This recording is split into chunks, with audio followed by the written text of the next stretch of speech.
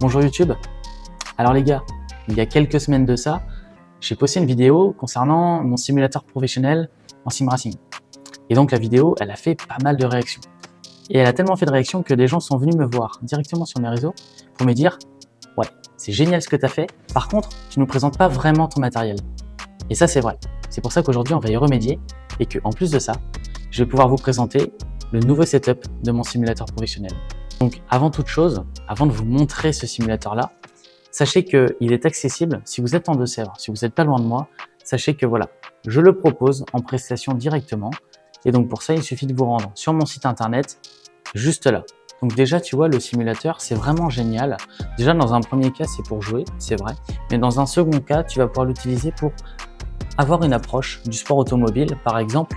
Et ça, c'est très, très efficace parce que tu vas pouvoir acquérir pas mal de réflexes dus justement au mouvement du simulateur. Et ensuite, sur circuit, tu auras de meilleurs réflexes. De manière générale, les sensations que j'ai sur simulateur, je les retrouve parfaitement sur circuit. Donc, c'est un vrai avantage de pouvoir faire du sim racing à côté de la piste. Cette plateforme-là, les gars, elle est entièrement dynamique. Tu vois ici, ce qui dépasse un peu dans le champ de la caméra, mais ça, on va y revenir juste après, ce sont les vérins qui sont aussi hauts que moi, limite. Donc, voilà.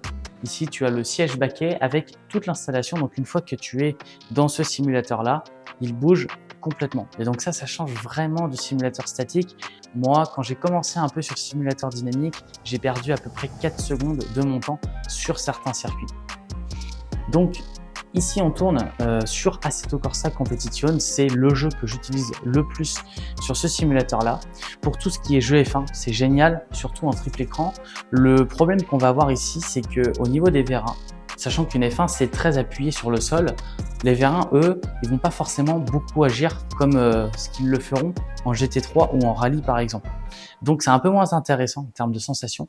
Mais par contre, on est vraiment, les gars, immergés. C'est un truc de ouf.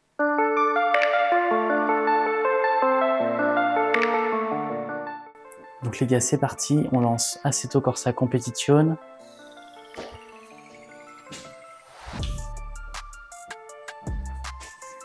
Alors, on lance donc en un joueur. Vous voyez que c'est super rapide, les gars, vraiment. Vous voyez que là, je suis déjà en course.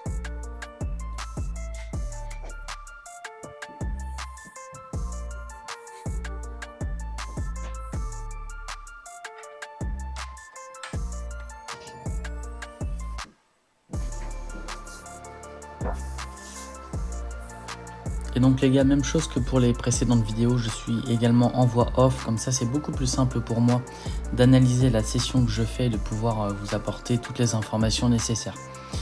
Donc là on est en pré-course, donc pour le moment on est limité à peu près à 90 km/h sur cette portion du circuit et vous allez voir un drapeau vert s'agiter lorsqu'on aura passé la ligne d'arrivée, enfin en tout cas lorsque les premiers auront passé la ligne d'arrivée.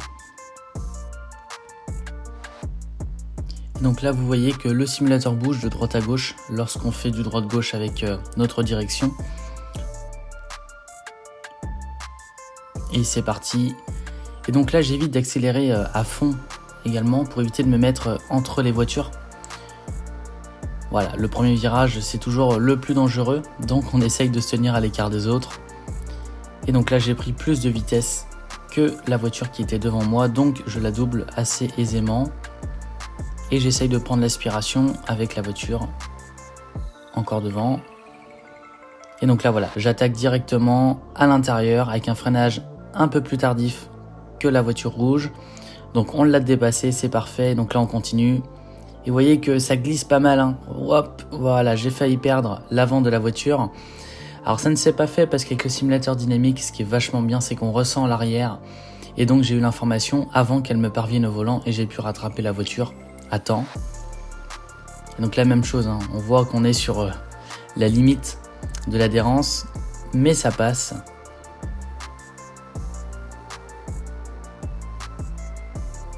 La même chose, je prends intérieur, sommet et intérieur pour ensuite revenir à l'extérieur pour avoir la courbe la plus linéaire possible. Et donc là pareil, j'attaque assez fort en freinant un peu plus tard et c'est passé. Donc là, l'objectif, c'est de réaccélérer le plus tôt possible en sortie de courbe pour prendre de l'avance sur les autres, chose qu'on est en train de faire actuellement.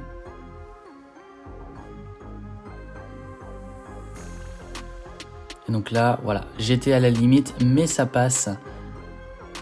Donc là, je me retrouve entre les deux voitures et voilà, malheureusement, il y a un petit coup sur la voiture de gauche. Donc là, tout l'intérêt, c'est de ne pas non plus couper devant la voiture. On vient bien freiner plus tard, voilà. Donc là, on est deuxième, il nous reste un adversaire qui a plus d'avance que les autres. De toute façon, avec les IA du jeu, la première est toujours loin devant.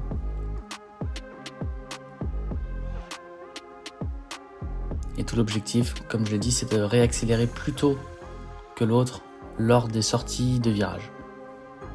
Et donc là, on va attaquer le fameux raidillon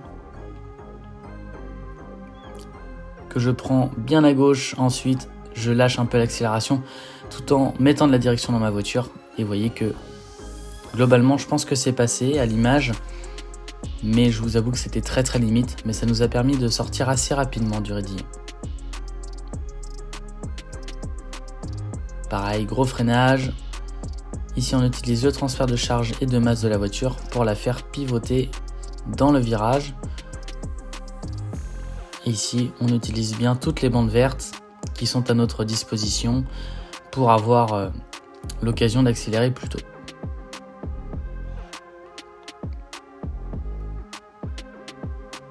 Et vous voyez qu'il est toujours devant et pourtant j'essaye de grappiller un peu de temps. Ce n'est pas simple. Et donc là, on va avoir le demi-cercle à passer. Pareil, donc transfert de charge et de masse sur la voiture, alors qui s'opère assez mal sur celui-là. Mais bon, c'est pas grave, ici on réaccélère. Voilà. Et ici on va le faire. Vous voyez que la voiture, elle, se maintient assez bien. Et là, on peut réaccélérer tout de suite. Ce qui nous a fait prendre de l'avance sur la voiture de devant. Et donc là, c'est imminent, on y arrive. Voilà, on a pris beaucoup plus de vitesse que lui. Alors on a dû arrêter notre accélération, sinon on allait faire une petite collision, ce qui n'est pas le but non plus. Et vous voyez qu'on est au tac au tac, mais malheureusement je ne vais pas pouvoir passer pour ce coup-ci.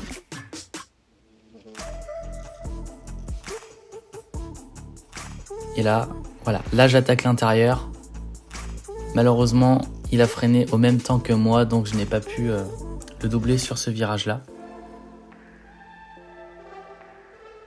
C'est pas grave, il nous reste le premier virage à droite assez serré, ainsi que le raidillon où on va pouvoir le dépasser, je pense.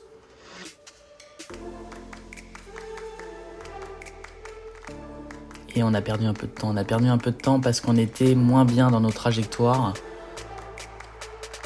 Mais par contre, notre point fort, c'est le raidillon. Donc on va essayer de bien le passer cette fois-ci. 6ème, je rétrograde en 5ème. Et malheureusement, j'ai touché un peu trop le vibreur à droite, ce qui a fait que la voiture a perdu un peu d'adhérence et a filé tout droit. Donc globalement, voilà, là ce que je fais, c'est que j'arrête d'accélérer pour compenser le temps que j'aurais perdu. Et je reprends, voilà, et je reprends comme si de rien n'était. Elle est vraiment compliquée à dépasser cette voiture. Mais on prend un peu plus d'avance. Donc là, vous voyez qu'on a reperdu légèrement la voiture, qu'on a réussi à rattraper grâce au vérin arrière du simulateur, qui nous a informé très tôt du petit problème qu'on avait. Vous voyez, d'où le fait d'être en simulateur dynamique. Pour ça, c'est vraiment génial.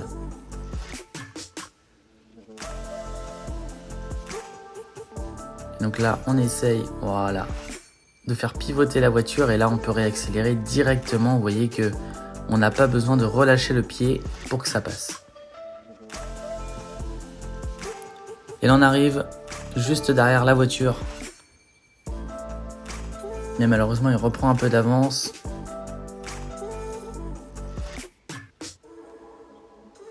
Donc tout l'objectif, c'est d'avoir les bonnes trajectoires ici,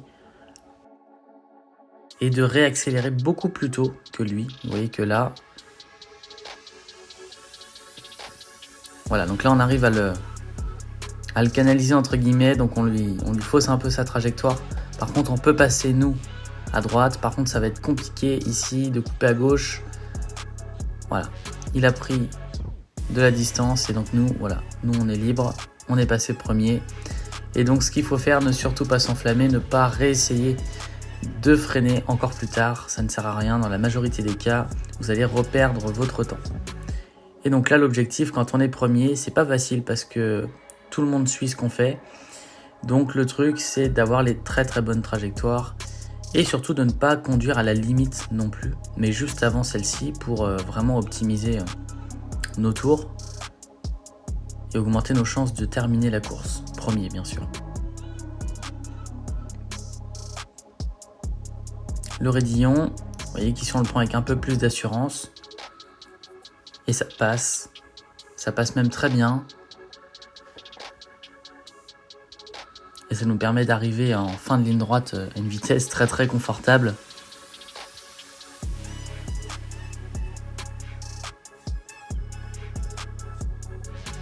Donc là, ce que je vais faire, c'est que je vais relaisser un peu de mou.